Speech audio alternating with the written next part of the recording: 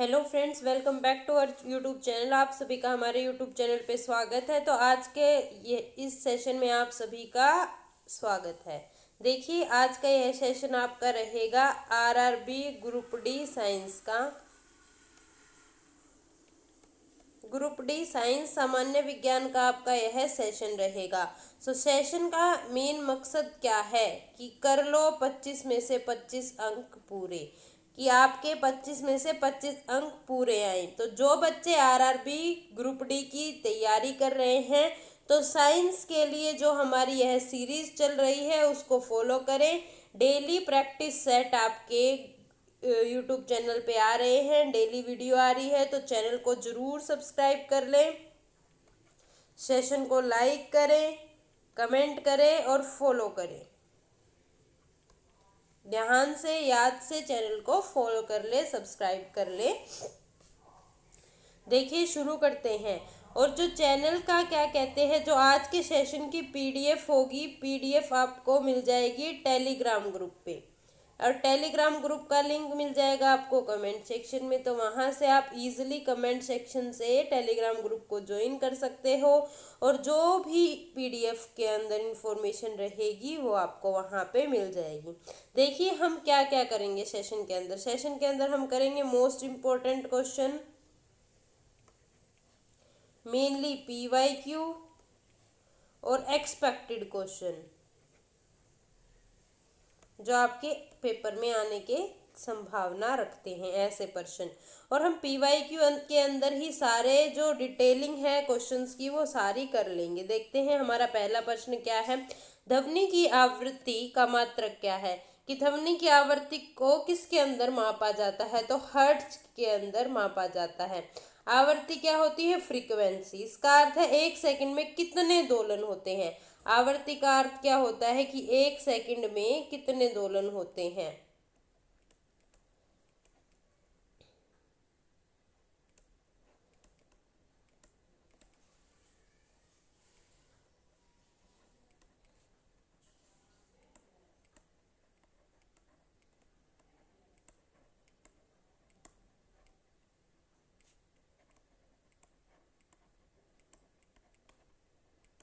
उसको कहते हैं हम आवर्ती। तो आवर्ती की इकाई क्या है, आवर्ती की इकाई है आपकी हर्ट्ज। ऐसा ही मात्रक है हर्ट्ज। देखिएगा, अगले प्रश्न की ओर बढ़ते हैं। सुहागा, बोरेक्स। बोरेक्स का सूत्र क्या है, देखते हैं। सुहागा का सूत्र क्या है, तो सुहागा का रासायनिक नाम क्या होता है। सबसे पहले जो सुहागा है उसका रासायनिक नाम देखते हैं हम।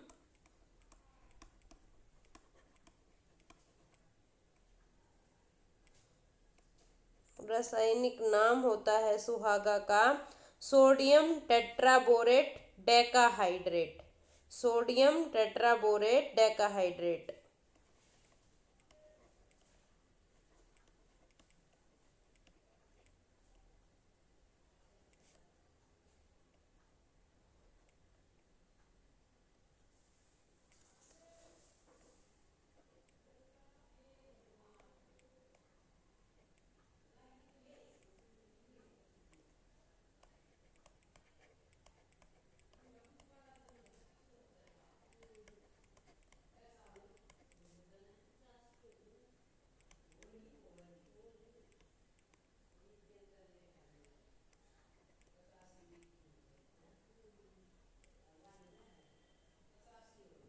Sodium tetraborate decahydrate. तो देखिए, सोडियम इसके अंदर भी है आपका। टेट्राबोरेट, टेट्राबोरेट यहाँ पे नहीं है कहीं पे भी आपका, ठीक है। तो हम इस तरह से भी चीज़ों को देख सकते हैं, सोडियम कहाँ है, बोरेट कहाँ है। तो आपका आएगा टेट्रा, मतलब 4 बोरेट, ठीक है। यहाँ पे 4 बोरेट कहीं नहीं था। सोडियम टेट्राबोरेट आपका डेकाहाइड्रेट, डेका मतलब 10 वाटर के मोलिक्यूल। तो ऑप्शन ए आपका सही जवाब होगा, Na2B4O7.10H2O। यह आपका सही उत्तर होगा। तो ऑप्शन ए आपका सही जवाब है। Na2CO3 क्या है आपका, ये वॉशिंग सोडा है आपका।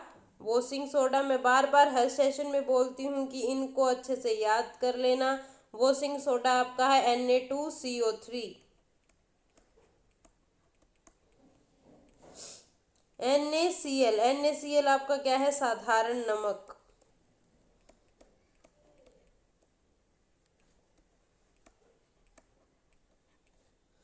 K2SO4 ये क्या है? Potassium sulphate.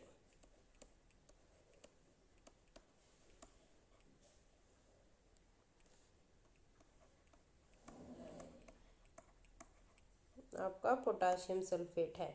अगले प्रश्न की ओर बढ़ते हैं, देखते हैं। अगला प्रश्न है, ध्वनि की तीव्रता मापने की इकाई क्या है? तो ध्वनि की तीव्रता हम किसके अंदर मापते हैं? देखिएगा,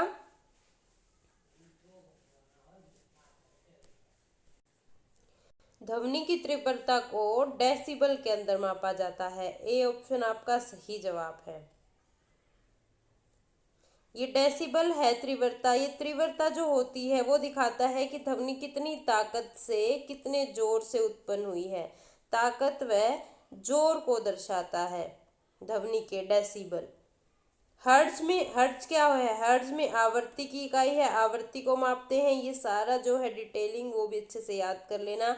और जो लोग चैनल पे नए हैं प्लीज़ चैनल को सब्सक्राइब कीजिएगा, लाइक कीजिएगा, कमेंट कीजिएगा और शेयर कीजिएगा। आवृत्ति की इकाई, हर्ट्ज जो है वो आवृत्ति की इकाई है। वोट क्या है? वोट शक्ति की इकाई है।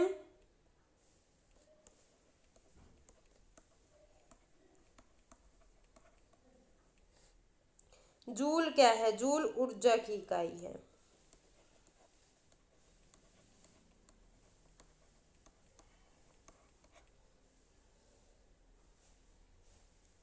और सुनने की जो न्यूनतम सीमा क्या होती है, जो हमें सुनने के लिए कि भाई इतना साउंड तो हमें सुनाई देगा, 0 डेसिबल। डेसिबल को हम इस तरह लिखते हैं, तो 0 डेसिबल तक की साउंड हमें सुनती है। और भाई कानों में नुकसानदायक 130 डेसिबल से ज़्यादा जो आवाज़ जो होती है वो कानों के लिए नुकसानदायक होती है।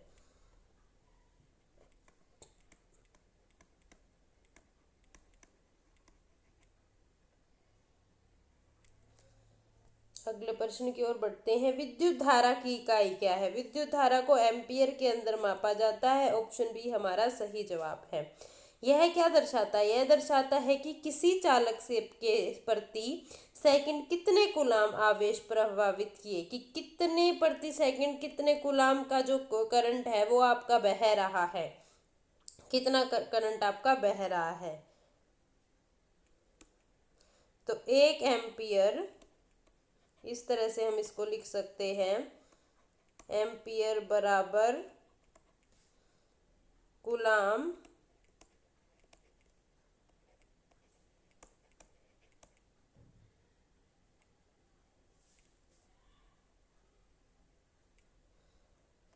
पर सेकंड।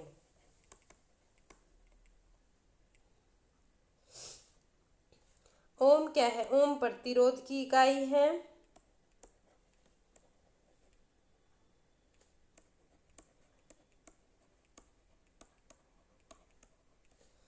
वोट क्या है? विद्युत शक्ति की इकाई है।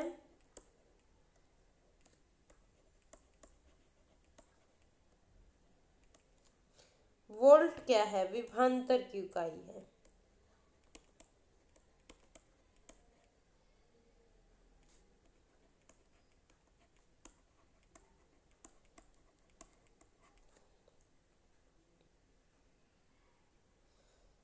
और विद्युत धारा को मापने के लिए को क्या यूज होता है? मापक होता है एमीटर।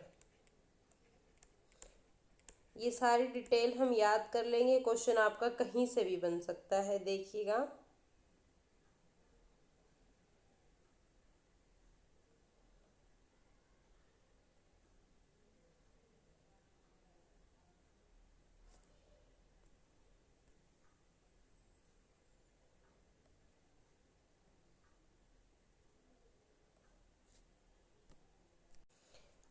अगला प्रश्न है, सूक्ष्म बर्फ का उपयोग किस में होता है? जो सूक्ष्म बर्फ होती है उसका उपयोग होता है शीतलन में। ऑप्शन ए हमारा सही जवाब है। शुष्क बर्फ क्या है? ठोस कार्बन डाइऑक्साइड को शुष्क बर्फ कहा जाता है।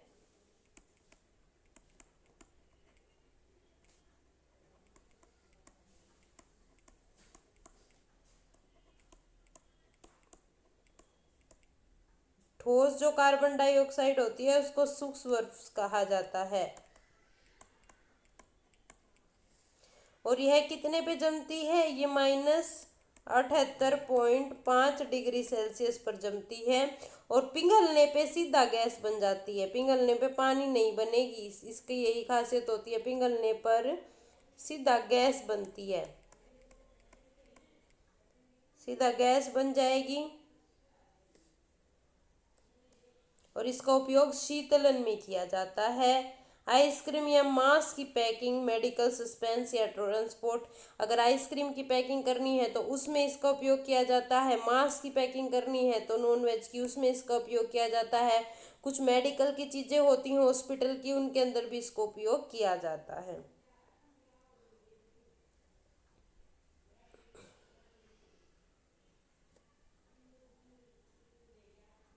अगला प्रश्न देखते हैं हम।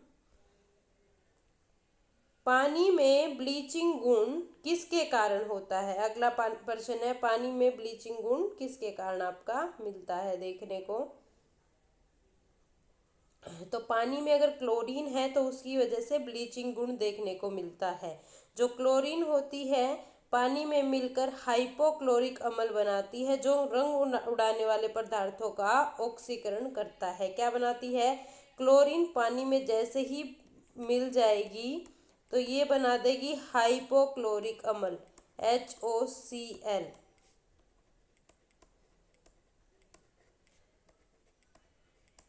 हाइपोक्लोरस अम्ल।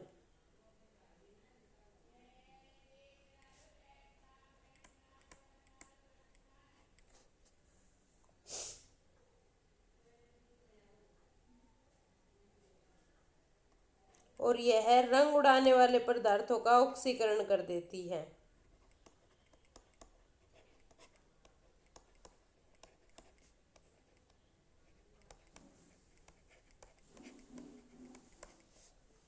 ऑक्सीकरण कर देगी, रंग उड़ जाएगा, और इसीलिए इसको कहते हैं कि ब्लीचिंग एजेंट की तरह इस्तेमाल किया जाता है। इसी कारण पानी में ब्लीचिंग रंग उड़ने वाला गुण आता है, और इसी की वजह से रंग उड़ने वाला गुण आ जाएगा पानी में।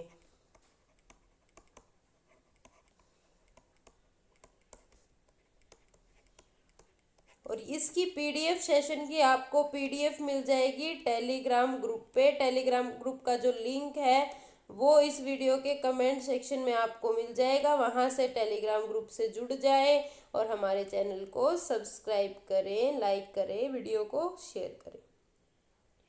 अब ब्लीचिंग पाउडर का हम देखें। ब्लीचिंग पाउडर से हम महत्वपूर्ण क्वेश्चन देखने को मिलते हैं। तो ब्लीचिंग पाउडर का गुण है, ब्लीचिंग पाउडर के अंदर मुख्य घटक कौन सा पाया जाता है ये भी पूछ लिया जाता है, CaOCl2। और इसका मुख्य गुण क्या है कि यह रंग उड़ाने का कार्य करता है। और इसका उपयोग, ब्लीचिंग का उपयोग किस किस के अंदर किया जाता है? उपयोग देख लेते हैं हम। उपयोग आपका किया जाता है जल शुद्धिकरण करने के लिए, और रंग उड़ने का है मतलब ब्लीचिंग तो कपड़े धोने के लिए। जल शुद्धिकरण क्वेश्चन अब इस तरह से भी आता है कि जल को शुद्धिकरण करने के लिए कौन सी गैस का इस्तेमाल किया जाता है? तो क्लोरीन गैस का इस्तेमाल किया जाता है। दूसरा, कपड़े धोने के लिए भी इसका इस्तेमाल कर लिया जाता है। अगला प्रश्न देखते हैं। द्रवित वायु से कौन सी गैस सबसे पहले निकलती है? तो द्रवित वायु मतलब आपका जिसके अंदर द्रव हो, वायु जिसके अंदर द्रव की मात्रा मौजूद हो। तो क्या होता है? द्रवित वायु को गर्म करने पर गैस उसके उबाल बिंदु के अनुसार निकलती है। क्या निकलती है? गैस निकलती है। इसको जब हम गर्म करेंगे तो गैस निकलेगी। अब कौन सी गैस पहले निकलती है वो देखते हैं। जो नाइट्रोजन है भाई, जो गैसेस होती हैं वो उसके बॉइलिंग पॉइंट के अकॉर्डिंग, उबाल बिंदु के अकॉर्डिंग निकलती हैं। उबाल बिंदु जो होता है उसके हिसाब से निकलती हैं। तो उबाल बिंदु के हिसाब से सबसे कम किसका होता है, -96 डिग्री सेल्सियस होता है आपका नाइट्रोजन का। तो नाइट्रोजन सबसे पहले आपकी निकलेगी। ठीक है।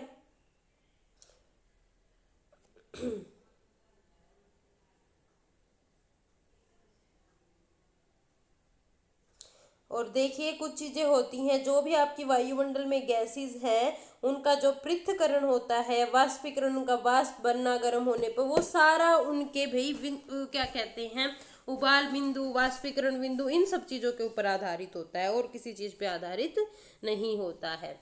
अगले प्रश्न की ओर बढ़ते हैं। मानव शरीर का रक्त समूह किस के आधार पर विभाजित है? तो किसके आधार पर विभाजित है? देखिए कौन कौन सा होता है। सबसे पहले ए बी एंड ओ, ये आपका रक्त होते हैं इतने टाइप के।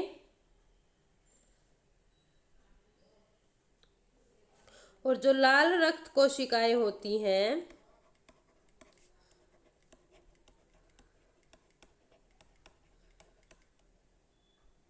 जो लाल रक्त कोशिकाएं होंगी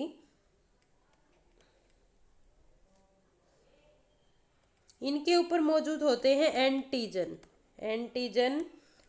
और प्लाज्मा में मौजूद होते हैं, प्लाज्मा में मौजूद होंगे एंटीबॉडी। और ये जो एंटीजन और एंटीबॉडी है ना, इनके आधार पर जो ब्लड है उसका विभाजन होता है कि कौन से प्रकार का हो। और जो एक RH फैक्टर होता है वो क्या होता है, वो भी एक तरह का एंटीजन है। तो इन चीजों को के ऊपर आपका डिपेंड करता है। तो ऑप्शन ए आपका सही जवाब है, एंटीजन और एंटीबॉडी। ऑप्शन ए सही उत्तर होगा।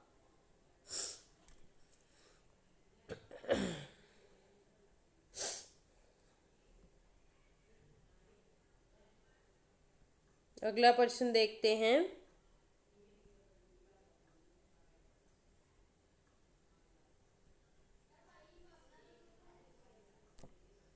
अगला प्रश्न है, किस अंग को रक्त का बैंक कहते हैं?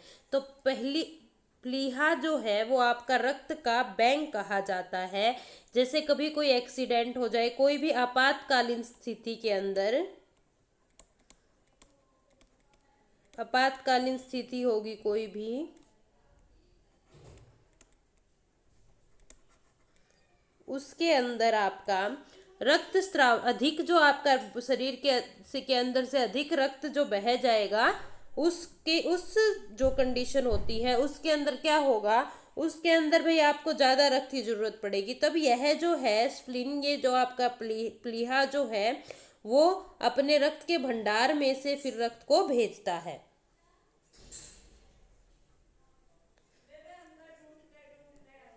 देखिए यह कुछ और भी जरूरी काम करता है, जैसे लाल रक्त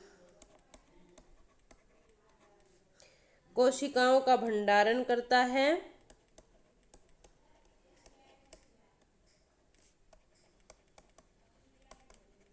भंडारण करने का कार्य करता है, और रक्त को शुद्ध करने का कार्य करता है, रक्त का शुद्धिकरण।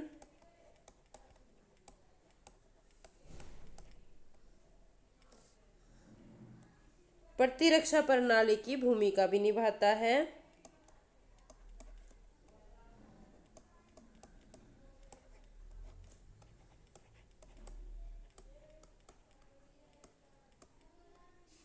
देखिए लाल रक्त कोशिकाओं का भंडारण कैसे करता है। यह लाल रक्त जो कोशिकाएं होती है और प्लेटलेट्स जो होती है उनको अपने पास संग्रहित कर लेता है, और जरूरत पड़ने पर उनको छोड़ देता है बॉडी के अंदर, उसका परिसंचरण कर देता है। शुद्ध कैसे करता है, ये जो पुराना रक्त जो होता है, जैसे कोई डेड, जो आपकी मरी हुई लाल रक्त कोशिकाएं हैं, उनको फिल्टर कर देता है, उनको साफ कर देता है, और जरूरत पड़ने पर उसको शरीर के अंदर संचरण कर देता है। प्रतिरक्षा प्रणाली में इसका बहुत अच्छा एक महत्वपूर्ण काम होता है। यह संक्रमण से लड़ने की शक्ति देता है, संक्रमण से लड़ता है।